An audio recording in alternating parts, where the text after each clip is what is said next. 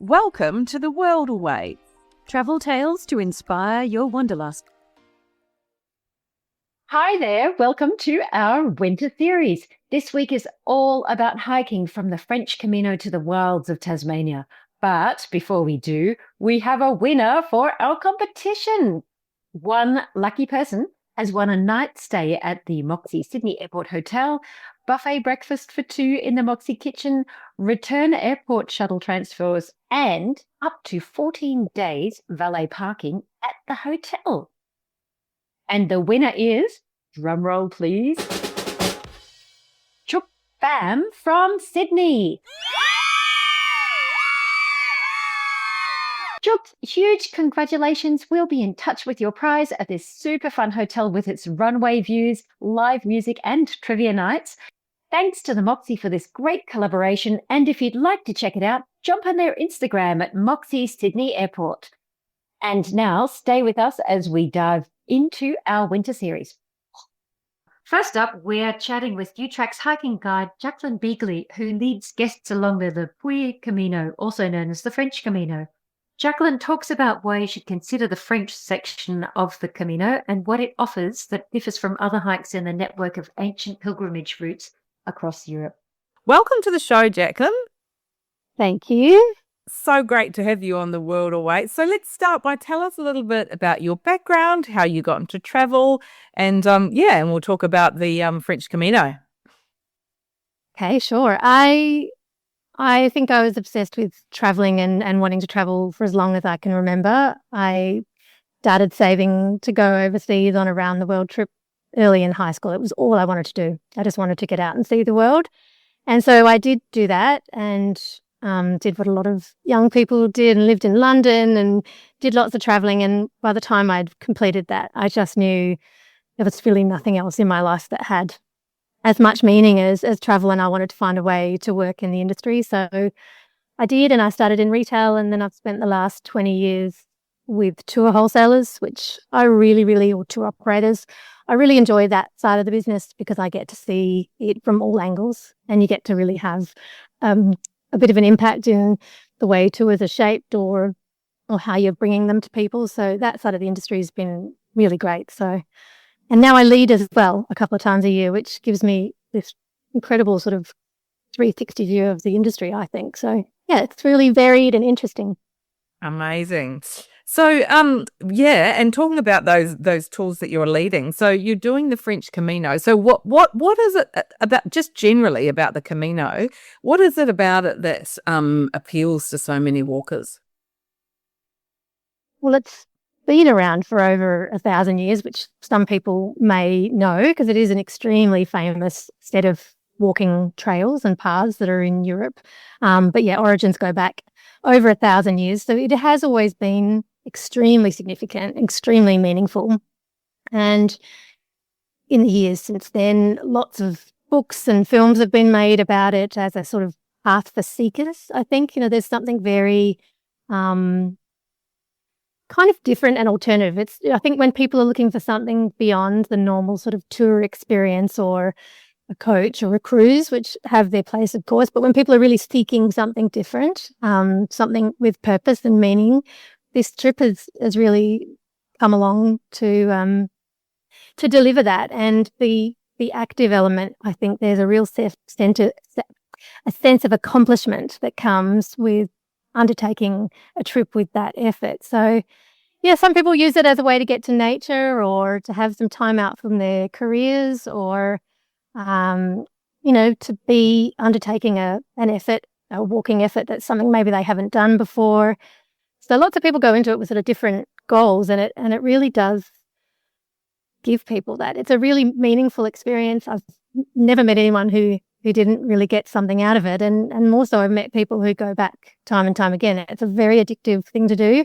Lots of people, once they've walked one of the Camino paths, do go back. Sometimes the same path repeatedly, and then sometimes, like I have, sort of exploring different paths as well. Amazing. So, and you've done the French Camino part quite a few times, haven't you? Yes. So I've walked the European Caminos in France, Spain, and Portugal, which are the main Camino de Santiago paths. And the French one is my favorite. I think it's extraordinarily beautiful. Hits the spot for me in so many ways, especially as someone who loves food and wine. So what is it about the French path? Because most people wouldn't necessarily think that, France would be top of mind as sort of a place to hike. So besides the food, of course, and the wine, what else is it that makes it so appealing?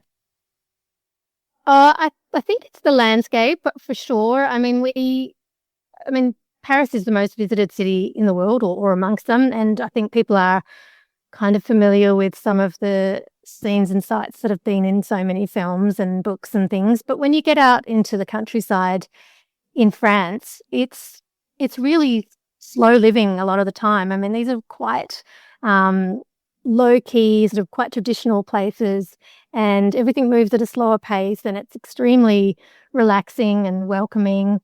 And in the trip that we do, in 10 days, we cover what is a 700-kilometre walking path, because we're using a vehicle as well. We don't walk 700 kilometres in 10 days. That would be insane. But and we walk through all these different regions, and they change completely. So we start in Le Puy-en-Velay, and then we finish right near the Spanish border, and the scenery just changes entirely in that 10 days. We see different landscapes, different food, different architecture, and it's just extraordinary that there's that amount of diversity in the landscape in France. And I think people possibly haven't seen it because we all naturally sort of go to these places that we've heard about a lot. And so there are some really visited places, and we're seeing this in all different parts of the world where we all go to the places we've heard about. And there's all these other gems there to discover, and France is full of them.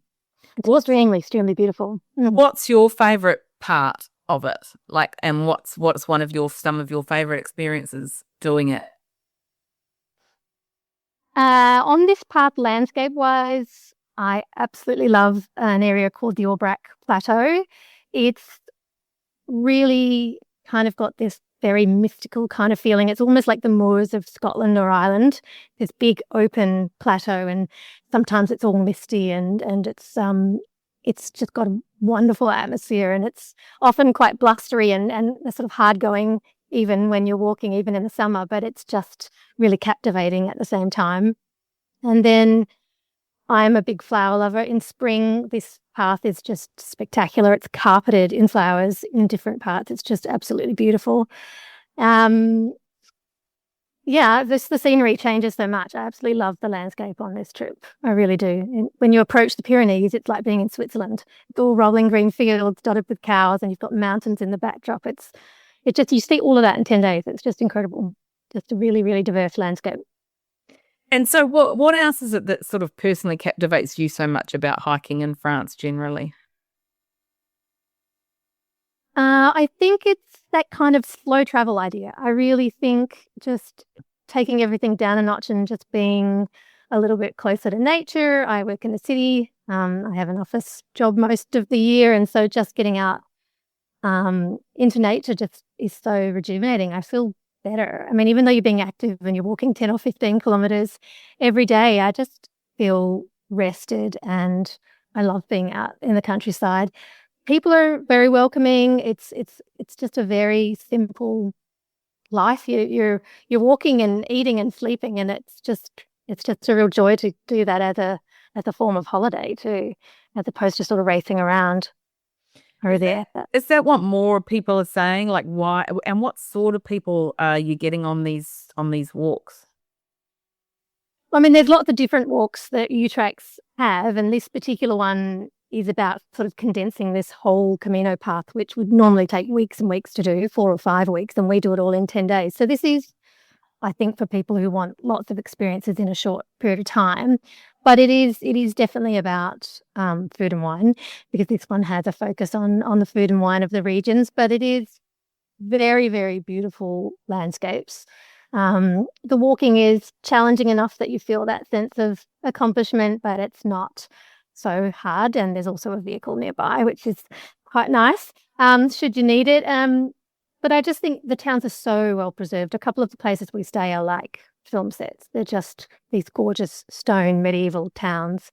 And I think people like that idea of going somewhere where they can be really immersed in the countryside and the local villages and a local way of life. It's extremely French. Like everyone around you is all French accents, and you go into the stores and it feels a bit untouched. And I think we do crave that a bit, to find something that is more traditional and slow living, and it's very, very relaxing despite being an active trip, and yet you get to see a lot, and the variety is there for sure. So yeah, people who join this trip maybe are a little time poor, that they can't spend 4 or 5 weeks walking a full Camino path, but they still want a sort of a sense of getting away from it all and being immersed in nature and doing some walking and something active, but also being well fed.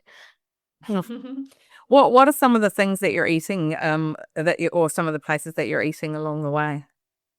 Oh, it's lots of different things. I mean, 100% you're going to be going to the boulangeries and having all the cakes and beautiful bread. I mean, the pastries that they make in France are just unbeatable. I just don't think there's anything like it anywhere else in the world. And the cheese, we make lots of stops at local markets. So depending on the season, you've got all your stone fruits or berries, and all those delicious things, because we do picnics usually during the day. So lots of fresh seasonal things from the markets, and definitely lots of stops at the boulangeries. But we visit wineries and an Armagnac distillery, a truffle orchard, and we also have a Michelin paired dining experience in a chateau. So it's sort of all ends of the spectrum. But the local Aubrac beef is very famous. The cheeses are very well known, and the wines of this area, truffles, duck. It's typical French food of each region, and it is rich and very local. Yeah. And that's the thing, isn't it? People want that sort of artisan producer sort of experience. Is that something that you think we're going to seeing more of, or in these sorts of areas, these sorts of remote areas that you're going? I hope so. I think these people are doing incredible things, and it's not probably easy to, it costs a lot to do things by hand and to keep some of these businesses going. I mean, the Armagnac distillery that we go to is an 11-generation family business, and they're doing a very traditional old style of distilling of the Armagnac, and they would be one of very few producers who still do it that way, but it's extremely labor intensive. They've been very lucky that they've had their family members continue with the business, but that doesn't always happen, particularly with agriculture. If they have children, their children don't necessarily want to keep the business going, and then it doesn't necessarily deliver financially. So you have to be really committed to want to keep these traditions going. And I hope that when we have tours and tourism that will support and show interest in those sorts of things, that they will see the value to keep them going, because some of these traditions have been going hundreds of years, and they are producing something really special. So us being there and supporting it is what's going to keep it going. Yeah, absolutely. It's devastating when these local traditions are lost. Yeah. So that's one of the benefits of tourism, isn't it? So what are your top 3 tips for people considering a hike in France if they hadn't been before? Well, it might depend what kind of walking. So I guess I'm thinking a lot about the walk that we do on the Camino path, but the time of year, I think people do underestimate how hot Europe and France can be. We in Australia are used to warm summers, but they really do get some incredibly hot weather in Europe. And I've walked in France during a heat wave, and it was extremely tough. It was 43 degrees. There wasn't a lot of shade. It was really very uncomfortable. So June through August is a really warm time, and I think it's perfect for alpine walking, mind you. If you're going to go walking in the Alps, June through August is the summer, and that's great. But outside of the mountains, it really is hot, and so people do need to think about time of year. The main thing I think is you've got to just sort of go with the flow. Once you leave the cities, everything changes. It is a slower way of life, and it takes a bit of patience. You've got to just sort of be quite open-minded to the fact that Sundays and Mondays everything closes, and shops are meant to be open, but they're not, and the service can be slow, and it's just a little bit more yeah, it's rural living. And so when we're used to so many conveniences, and especially when you're traveling and you've got real hopes to do a lot of things and you've got a short amount of time to do them, I think if you turn up to a town and it's the Sunday, Monday when everything's closed, you could be really disappointed. So a bit of forward planning about your timing so that you don't miss out on any of those special moments, but also just when you're on a trip outside of the cities in particular, things will be on country time. And that's a wonderful thing, but it also just requires a bit of patience, I think. And a bit less is more. I think we all pack a lot into our trips, and I'm very guilty of that. But walking is the epitome of slow travel because you're forced to sort of be really slow and really present, and that's a great thing. But a lot of the times on walking trips, you could do it, you could be walking all day and then come into a town and then give yourself no time to actually look at that town. So I always say to people if they're doing a self-guided trip, that they would potentially want to build in some time just to relax and see the place rather than arrive and sort of have to head off straight away the next day. And our guided trip already has lots of activities built in and some time to relax. But if you were planning your own trip, I would definitely say make sure you give yourself time to see things so that you're not just arriving and leaving without getting to sort of soak it up a bit. And That's free. It would be remiss of me not to mention that you've bought a place in Italy, haven't you? Because you love it so much. Oh, yeah. So tell us a bit about that. Like, what made you want to buy in Italy, and where did you buy? It's really, I adore Europe. I've spent many, many years working specifically in European travel. So I've traveled in Europe a lot, and I just love it. Absolutely. France and Italy have always been the places I never, ever, ever tire of being. And I did a walk as part of my post-pandemic travels, and I walked 3 weeks solo on the Way of St. Francis, which is in Umbria in Italy. It's a beautiful walking trail.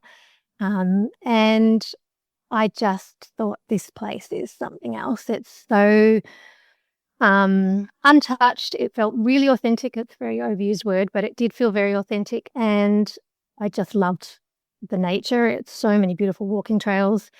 And it turns out you can buy a house there really cheaply. So when I got home, I showed the listings to my husband. And then I think it was about 5 months later, we put an offer on a place without seeing it.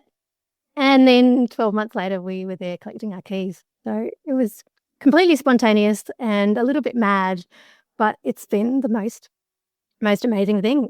We've had it for a couple of years now, and we've met so many people, and we're exploring this little area, and it's just got so much to offer. And I think that's, again, I used to always sort of dart around to new places, and now I'm seeing France over and over because I get to lead trips there, and that's always providing something new and wonderful. And then with my personal holidays, I tend to go to our place in Italy because we're renovating it, and I'm going back to this same area, but I'm always seeing something different.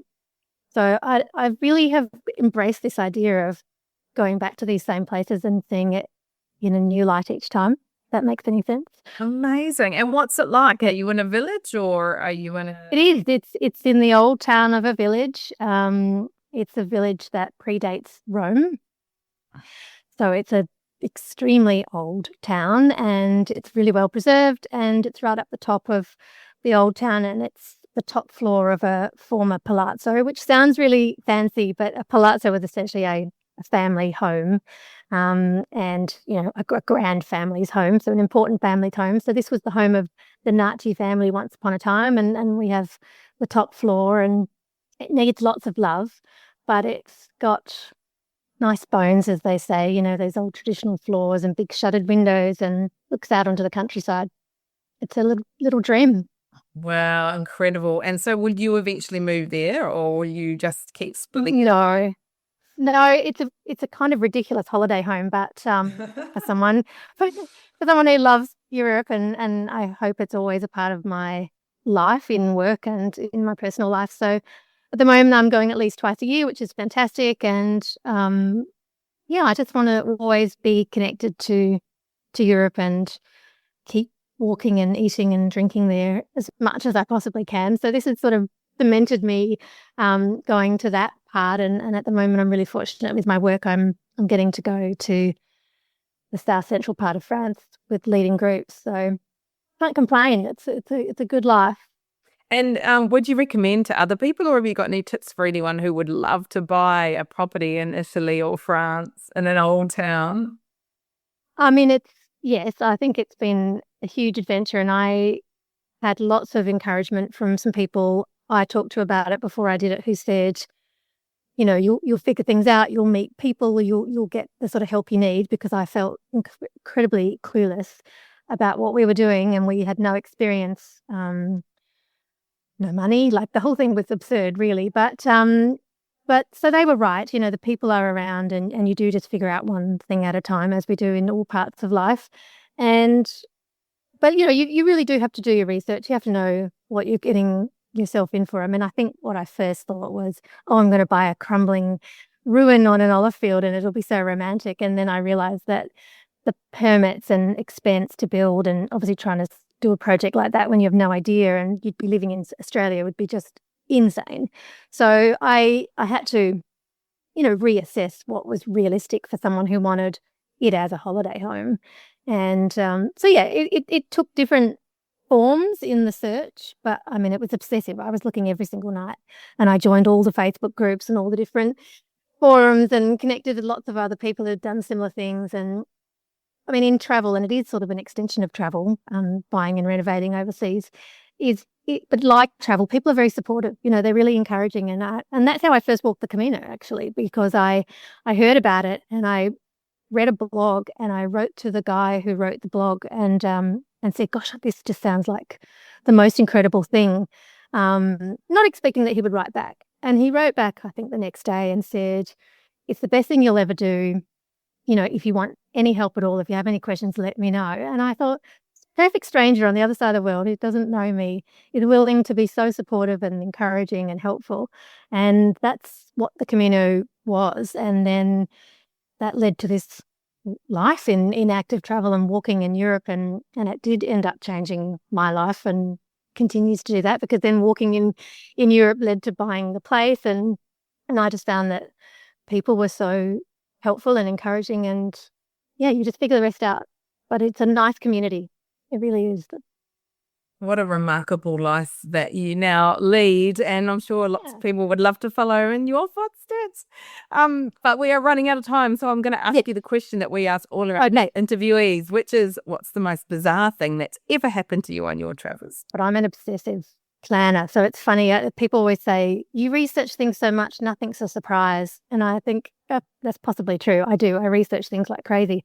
But the country Georgia was probably one of the most surprising places that I've traveled to. I'm not sure if you've been, but to start to finish, that place just really surprised me. But I had what I found quite bizarre dining experience in a family homestay, where they just I was traveling with a friend, and they took us into a room, sat us down, walked out, shut the door, and we were sort of sitting waiting. And then they came back in and started laying down some food. Beautiful food in Georgia, by the way. As someone who loves food and wine, it's a wonderful country for that. And then they left, and then they came back with another couple of plates, and then they left, and they came back with another couple of plates. Just thinking, what on earth is going on? Like, there was just so much food. And so I've got photos of this table. There were like 20 or more dishes on this table, and I just sort of thought, this is really strange. I don't know when this is going to stop, or how they expect us to eat all this food. And they kept topping up the wine, and I had this kind of idea that it would be really impolite to leave anything, so I was sort of eating and drinking everything. You know, had a terrible hangover the next day, and just everything in Georgia was a bit of a surprise. And they have the most generous way of hosting. Their hospitality is something else. So yeah, you will get a very generous dinner if you have a homestay experience in Georgia. And I had no idea what was going on, and I just thought the whole thing was quite ridiculous, but delicious and fun in the end. Well, I'll talk about Italy on steroids, right? Yes. Yeah. Incredible place. I mean, that was a few years ago, and a lot more people are going to Georgia, and as they should. It's an incredible country. But yeah, very, very generous with their food and drink. Very. Oh, look, it's been so great to chat with you, and we'll put all the links to to where people can follow your adventures, and also for the UTRAX walks in the show notes. Great. Thank you very much. It's been really nice to talk to you too. That was Jacqueline Beagley, and you can find out more about the hike at utrax.com. If you'd like to help support our production costs, you can buy us a coffee at coffee.com/theworldawaits. That's ko-fi.com/theworldawaits, so we can continue to bring you inspirational travel interviews with the world's best. Our second interview is with Caro Ryan. Her book, How to Navigate, teaches people the art of navigation and map reading, which she says is essential for safe bushwalking and getting people outdoors, connected to and caring for nature. Caro, welcome to The World Awaits. So exciting to have you on. Thank you for coming. Oh, it's so great to be here, Belle. I've been looking forward to this for ages. In fact, every time I listen to one of your episodes and I get to that thing at the end, that special question, which hopefully we'll come to, I think, if only I was asked this question, I've got so many answers for you. Oh, you've been on the list forever. I think a lot of our listeners really love hiking as well. So you were a natural choice for that. And 2026 is a big year for you. So we're going to jump into all of that because you've got a lot of exciting things happening. But first, let's set up the scene. Tell us a little about yourself and how you got into this incredible job as pretty much a professional walker. Look, I have had a bit of a long and winding journey to this point, and I grew up in a family that wasn't outdoorsy. We weren't bushwalkers, we weren't campers, we weren't any of those things. And the thing that really piqued my interest, I guess, into nature and into outdoor spaces was that sense of adventure and that sense of exploration and discovery and an innate curiosity. Like, I am just ridiculously curious about the why and the how. And as a kid, I used to love reading Enid Blyton and The Folk of the Faraway Tree and The Enchanted Wood and all of that kind of thing. So mix that with a bit of Famous Five, adventure as children. And that's what I wanted. So rather than sort of, realizing it was a world that could be mine and that I could be a part of, it wasn't until I, got into my 20s really is when it really started to fall into place. And I actually read this article it was actually the Good Weekend. It was a tiny little piece where a journo had been taken out with a bushwalking club, the Sydney Bushwalkers Club, that I'm a member and have been now for decades. And I remember reading this journo's line, which was, "Oh my God, I thought I was going to die, but I've never felt so alive." And the fact that the club took this journo out, I think it was a big full day walk here in the Blue Mountains. It's probably about 25 Ks is the loop that they were doing, climbing Mount Solitary and over the other side. And I thought, that's the world I want. That's the adventure. That's the discovery. That's the exploration. That's the curiosity. That's that connectedness to this world around us that I wanted to experience. But I didn't know anyone who did it. So, I followed down the rabbit hole and joined the club that he had gone out with. And I mean, it's a cliche to say the rest is history, but it really is. Yeah. Amazing. Totally changed my life. So, given on an average, in an average month for you, what sort of work do we see you doing? I mean, we see you writing, you are on radio a lot talking about it, you are walking all over the world. You do guided walks, you take guided walks, but you also have a particular focus on safe walking. And I say this knowing that you live in the Blue Mountains, you're very active with their SES. You are in the search and rescue team. You're like the person that I want to walk with in case I do fall down that abandoned mine shaft, and I don't have Lassie with me to pull me out, basically. Where's Lassie? Lassie, come home. Yeah. Lots of hats. So I feel sometimes like I wear probably too many hats because I just want to say yes to anything that connects to, I guess, my why in life that I discovered through the bush, which is wanting to connect people to natural places and to wild places, but in ways that not just look after the wild place, so that whole sense of leave no trace and walking gently with the landscape, but also that look after us as people. And when I joined, yes, I mentioned Sydney Bushwalkers Club years ago. After a few years there and becoming a leader within the club, I then got into search and rescue as a volunteer. And so that's now 20 years at least, I think. I head up the SES's specialist unit, Bush Search and Rescue, here in the Blue Mountains, and look after an amazing, I say look after, that sounds a bit too over the top, but I'm privileged to be part of a team of about 60 volunteers up here in the mountains. And to me, that's the sense. It's like, I want to be put out of my volunteer role. You know, I don't want to have to put on a uniform. I don't want to have to go and be in a beautiful place, a place that people visit because they want to experience, and that sense of curiosity that I said I had. But to be there and to see maybe their family, their loved ones, their friends having the worst day of their lives because someone that they know and love hasn't come home. So, you know, it was back in 2012 when I thought, you know, why do we keep going out looking for people who keep getting lost for the same reasons? And to me, it was a comms gap. It was a communications gap. So there was this sense of those messages around how do people not only be safe, but have fun. Like, you're not going to have a great time walking in the bush if you're going to be struggling and having a horrendous time of it. So how do we get people to have a fabulous time, do what they want to do in the way they want to do it, that looks after nature, looks after themselves, and brings them home to then want to become advocates for these wild places, wanting to actually get involved in whether it be maybe conservation or in sharing this safer message to their own communities. So for me, that comms gap is what led me on this multiple hat-wearing job that I do. So yes, a bit of travel writing for the outdoors press, a little bit for more traditional travel writing press. But the website that I run was this hope to try and get this information out there, these tips, these tricks, these ways of enjoying and loving, not enduring, wild places. And then that led to, I've written a book on navigation. I teach navigation courses.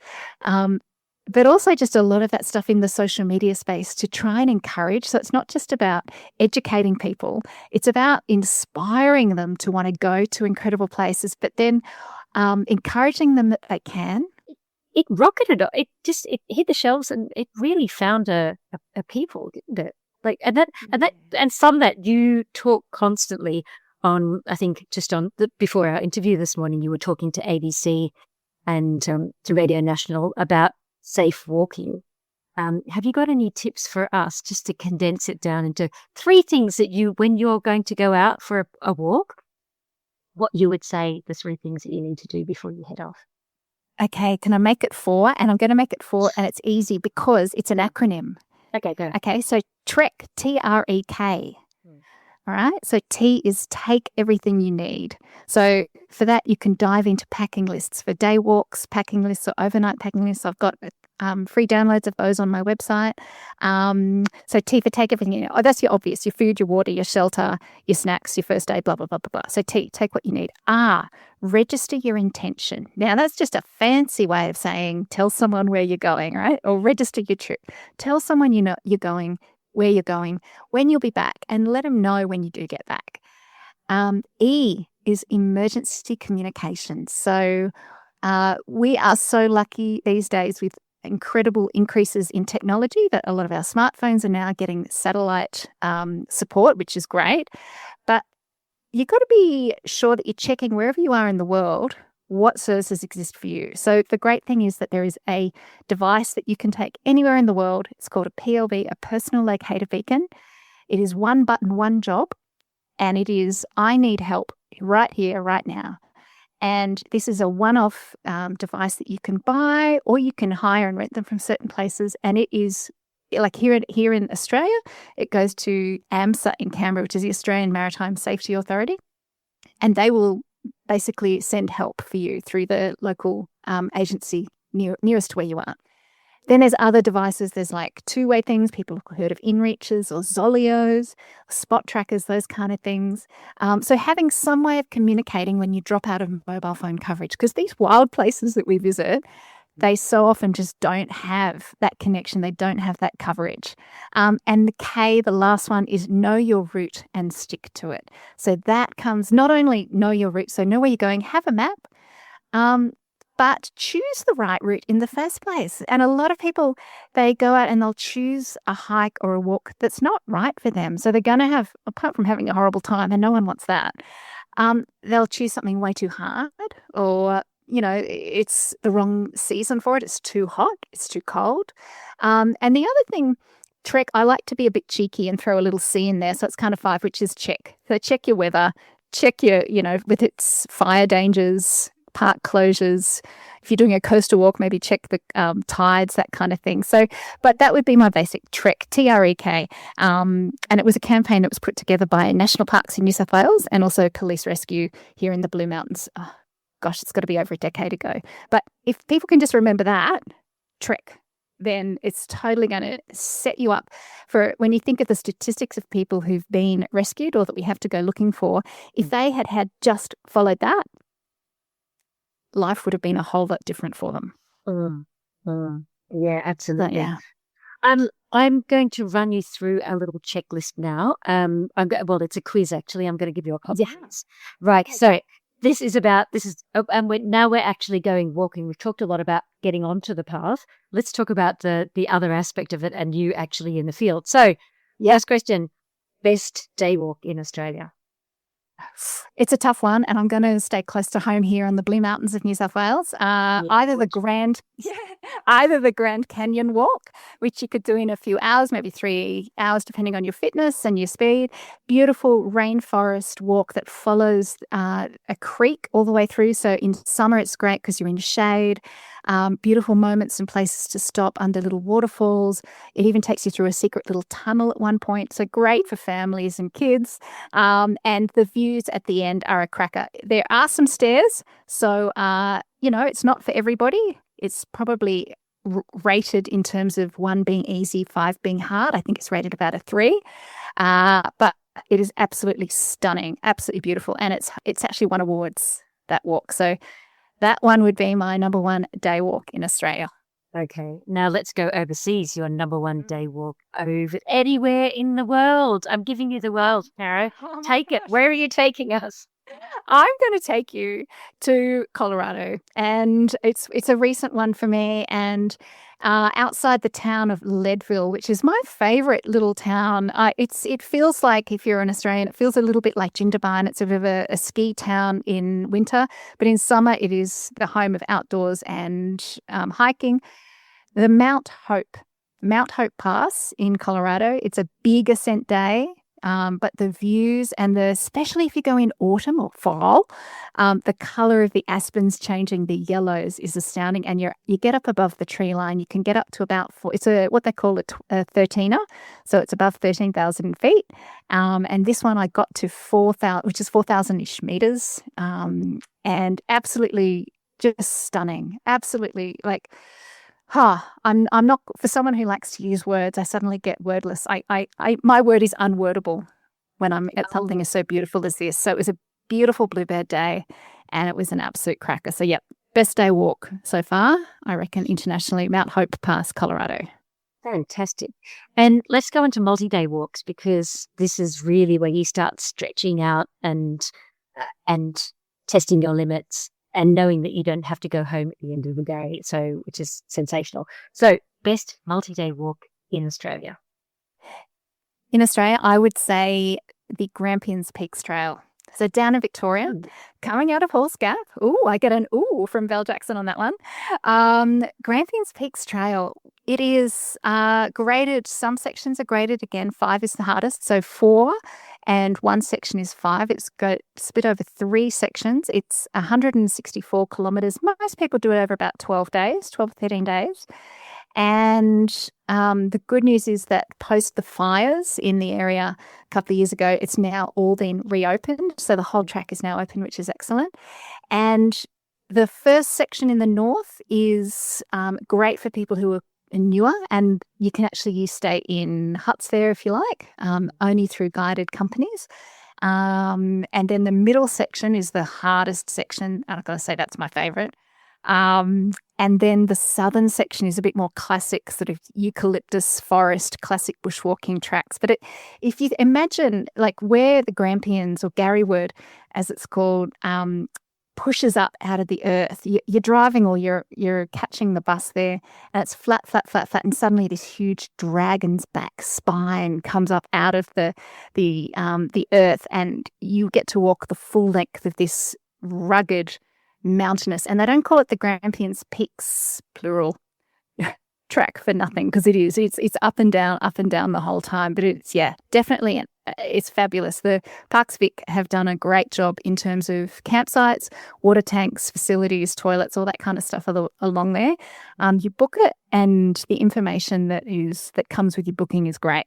But yeah, that would be my top rating Aussie multi-day. Definitely one to train for. Yeah, well, I've only done the first section, the easy part, but it was no walk in the park. There was. It's not. No, we got sleeted on and sunburnt in the same day, and were scrambling with our packs up one of the stone traverses, thinking we have got to be on the wrong track. I was with Laura Waters, another fantastic walker. Yeah, a really great walker. Good buddy. And I know, and a great person to hike with, and really motivational. And we were like, are we sure we're on the path? Because we were on it on the first day. On the first day it opened, we walked out on that. We were both covering it for different publications. And so I'm really pleased. I'm such a Melburnian. Okay, we've done Victoria, and I'm such a Victorian, so I'm very proud to have the Grampian Peaks, note the plural, as your favourite multi-day walk in Australia. Now let's go back overseas, anywhere in the world, your favourite multi-day walk internationally. I feel like I'm sitting in front of like Google Earth and it's spinning around and I can choose, and where's it going to stop? Well, I'm going to stop it at the Waiwash circuit in Peru. So this is a 125-ish K circuit. It takes about 12 days, and it does some high altitude passes. So it's out of the town of Huaraz. And what it does is it circuits around this beautiful area around Sula Grande, which if anyone is a bit of a documentary film fan, they might have seen the film Touching the Void, which is that incredible, I heard your intake of breath there. It's that incredible story of Joe Simpson and Simon Yates, the two mountaineers, where fortunately Simon has to cut his friend's rope. And it's the story that unfolds after that, which is pretty amazing. So incredible part of the world, absolutely beautiful. And high passes up to around 5,500 meters, and definitely one for the bucket list. That one, I think I had my 40th birthday. It was my 40th present to myself to go and walk that. And I did that one with a commercial guide. So, and it was really interesting watching the different guide camps at each of the campsites. You could see, those who were clearly much more experienced and those who weren't, and the kind of facilities and services they were able to offer their guests, and even just levels of safety as well. So, that was amazing. But can I squeeze in another one, just a little short Japan trip, which would be a 2-day walk out of Hakuba, Mount Shiroma-dake. So 2,932 meters. But what is beautiful, so much of this area is absolutely gorgeous out of Hakuba, is the immense Shiroma Sanso Lodge. So this Japanese mountain lodge sleeps up to 1,000 people. Now, it sounds really intense, but if you Google it and have a look at some of the images of this place, you'll see, it doesn't actually look like it would sleep 1,000 people. And we were there right on the close of the winter season, so that all the mountains are shutting down for winter. And so there was only our group of, I think there was about 6 of us from my local bushwalking club, and four local businessmen who were also there, and they were struggling and fighting it quite hard in terms of just their fitness and stuff. And so there was just the 2 of us groups. They didn't speak any English. We spoke a little bit of Japanese, and we had this whole mountain lodge to ourselves. And it's absolutely, it's astounding. There's this thing in Japan where, like you talked about, the Scotland, you can do the Munros. In Japan, there's a big mountain walking culture there, and they have the top 100 peaks. And Shiroma-dake is one of those. And my friend who was with me, who'd lived there for, I think, about 10 years, it was his last one of the 100 to do. So I was with him when he did that. It was absolutely just beautiful. And the great thing is the walk starts and finishes at an onsen. And when is an onsen and mountain walking in Japan ever a bad thing? The answer is never. It's just, yeah. So that would be my cheeky little second international multi-day walk. Oh, what a phenomenal one to include in there. Because also too, not everybody's got the time to get. I mean, Peru is not just an investment in the, however many 10, 12 days of walking, but Japan is so accessible. And we talk about overcrowding a lot, but as we mentioned in that, the overcrowding in Japan is not in places like Hakuba. It's in Kyoto and Tokyo and Osaka, so anywhere outside that is just an absolute bonus. But that lodge sounds absolutely phenomenal. What a great one to put in there. I'm so glad you've included it. Now, I want to ask you about your next guided tour because, people have enjoyed listening to you talking about safety, talking about great places to hike around the world. What's your next guided walk? Well, I'm pretty excited this year. As I mentioned, I teach navigation sort of all over the place, but I'm pretty stoked this year to be going somewhere I've never been before. So I'm going to be reading some topographic maps to read the book before I see the movie. Heading over to Flinders Island, also known as Waibelena, off the northeast tip of Tasmania. And it's going to be with Tasmanian Expeditions, TasX, for 6 days in April. And not only is it going to be my standard navigation course, but we're going to be staying at this eco camp right on the coastline. And so we're going to have, all meals kind of catered for, provided. There's myself plus a couple of guides from TasX and just a small group. We're going to spend time learning, but then putting it into practice and walking whole sections of Flinders Island together. So including the icing on the cake, Mount Strzelecki. Do you know what? My Polish friends are going to shake their head at me. I'm going to sound very stern and say Mount Strzelecki. Right. At the end. So we're going to be looking at places like, Mount Killiecrankie, going around some of the coastal walks there. We're going to be doing some off-track walking, so really learning to walk away from what I call the invisible walls we sometimes put around us on a track, learning to trust our compass, learning to trust the landforms that we're walking with. And also spending some time diving into the history of the island, which is really quite profound, and learning what we can there as well about the story of Waibelena and what's happened there in the past. So I'm really looking forward to that. So yeah, if anyone wants to come along, for sure, check out Tas Expeditions, or they're part of World Expeditions site for I think it's 12th to the 17th of April. It is off to the 17th of April. Can I make a suggestion on that? Because I actually hiked with them down in Flinders last year on Flinders Island.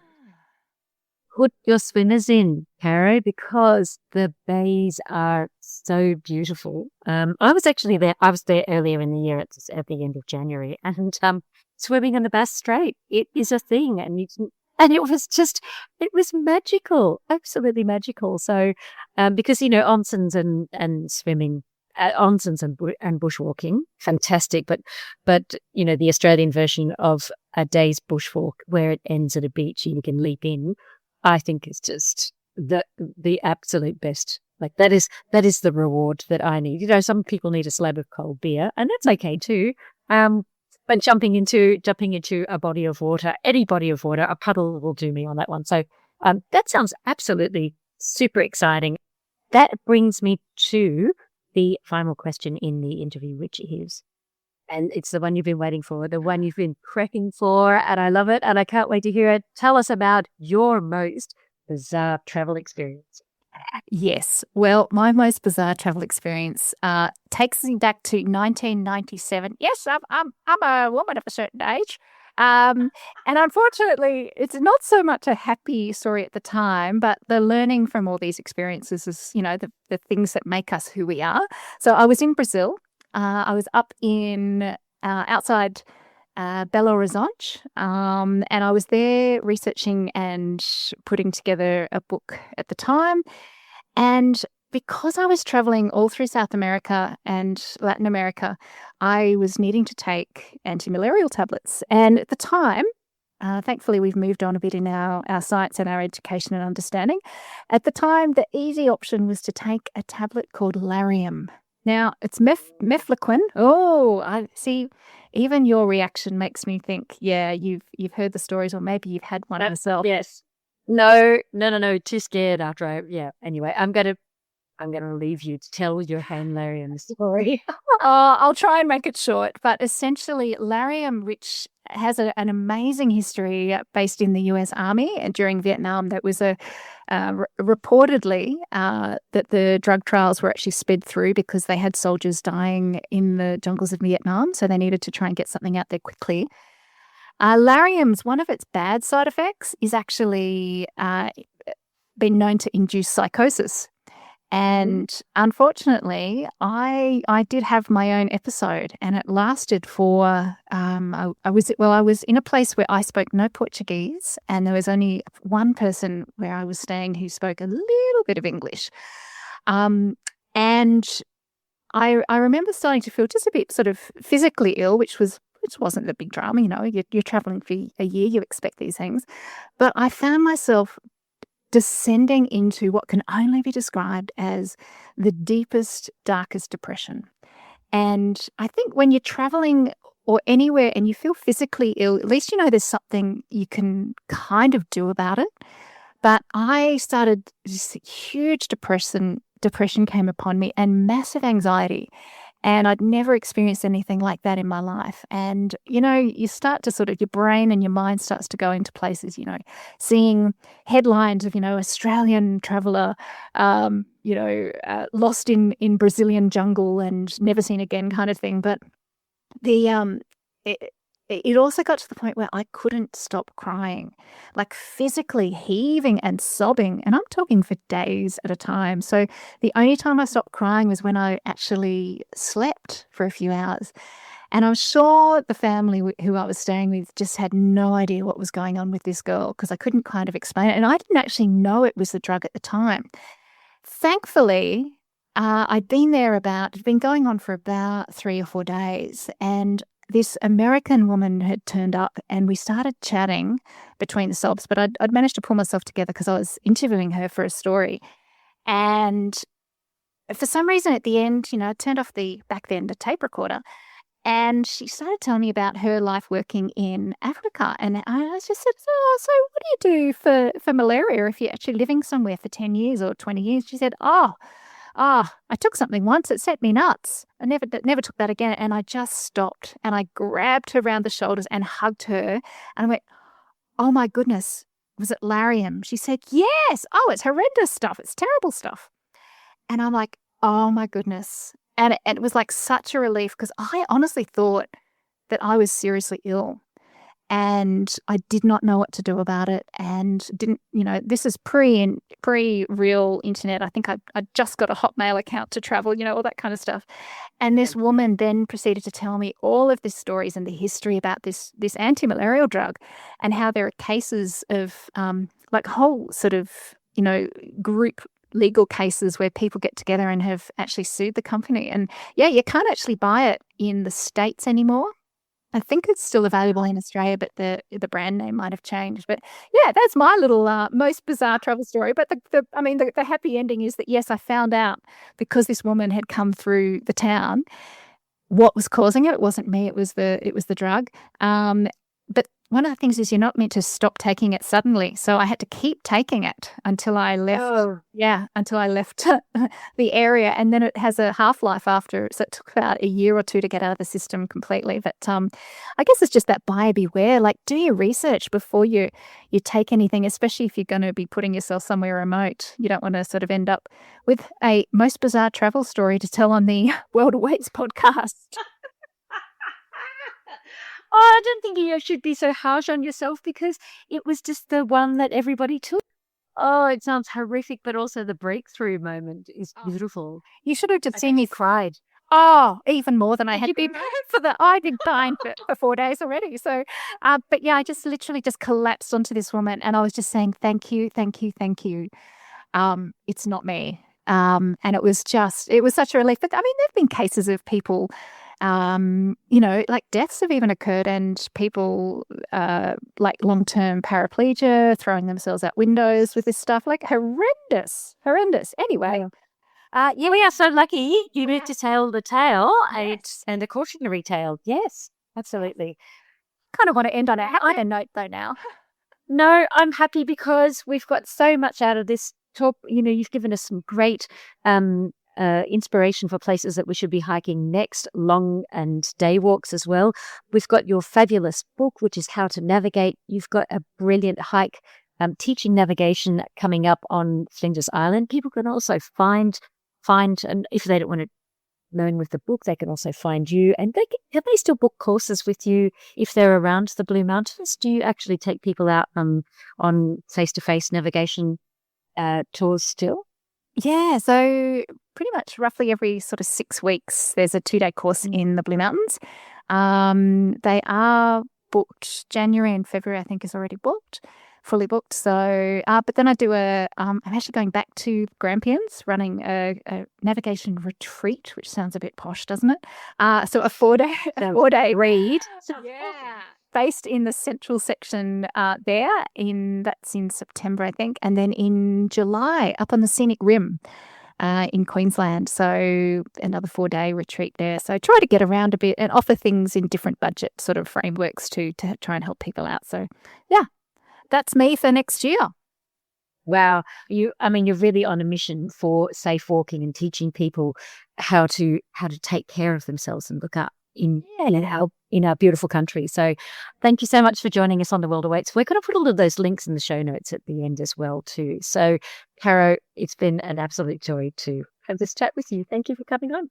Oh, thanks so much, Belle. It's been so great to share with you. That was Caro Ryan, and you can learn more at lotsoffreshair.com. And stay tuned for our next episode where Belle and I take you on some of our own recent travels.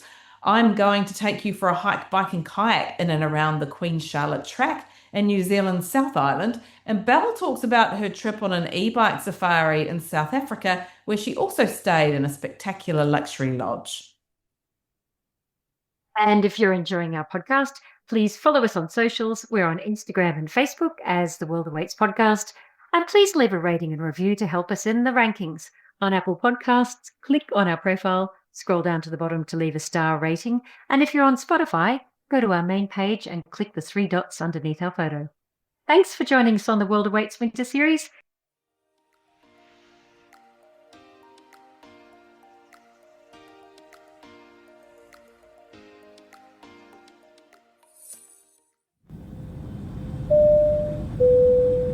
That's a wrap for The World Awaits this week. Click to subscribe anywhere you listen to your favourite pods. Thanks for listening. See you next week.